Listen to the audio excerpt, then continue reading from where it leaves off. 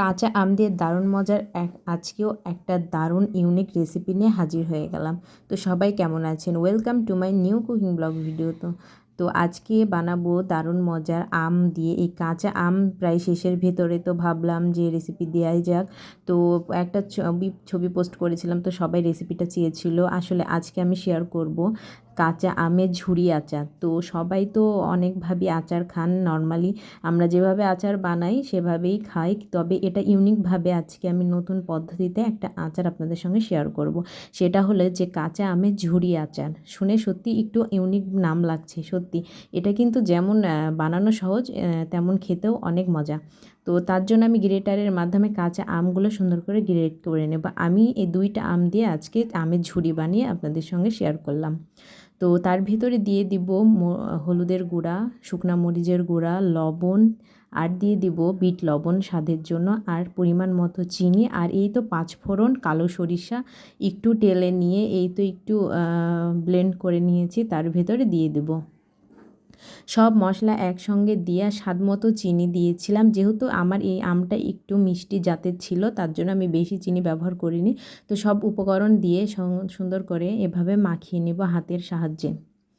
তো আসলে এটা 5 মিনিটই যেমন দেখে সহজ লাগছে, এই ভিডিওটা আমার বানাতে পেরে 3 থেকে 4 দিন সময় লেগেছিল। তো এই আচারটা সত্যি আমিও প্রথম বানালাম, আর সত্যি অনেক মজার ছিল। এটা প্রায় 1-8 বছর সংরক্ষণ করতে পারবেন। এই আচারটা বানানোর পরে এই আচারটা খেলে মনে হবে না যে এটা কোনো আচার, মনে হবে যে কাঁচা আম ভর্তা খাচ্ছি। আমরা সাধারণভাবে কাঁচা আম মেখে যেভাবে খাই ওরকমই সেম লাগছিল। তো আমি সব মাখিয়ে আমি রোদে শুকাতে দেবো।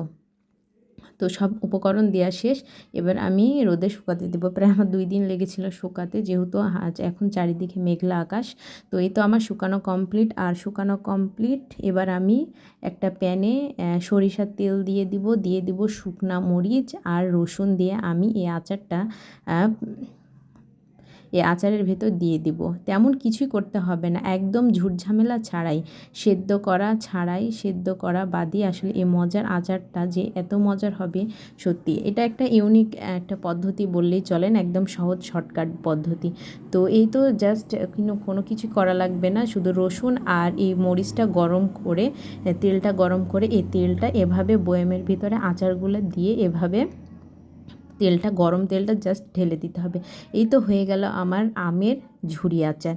তেমন কিছুই করতে হলো না। দেখুন একদম ঝামেলা ছাড়াই কিভাবে এত সহজে কাঁচা আমের ঝুরি আচার বানিয়ে ফেললাম। এটা দেখতে যেমন লোভনীয়, খিচুড়ি বা এমনি রুটির সঙ্গে খেতে কিন্তু মজা লাগে। তো কেমন হয়েছে অবশ্যই কমেন্টে জানাবেন, আর আমার এই ইউনিক রেসিপিটা দেখে অবশ্যই বাসায় একবার হলেও বানাবেন। এটা কিন্তু খেতে দারুণ মজার ছিল। এই ইউনিক রেসিপি পেতে অবশ্যই আমার আইডিটাকে ফলো দিয়ে পাশেই থাকবেন, আর অবশ্যই কেমন হয়েছে কমেন্টে জানাবেন।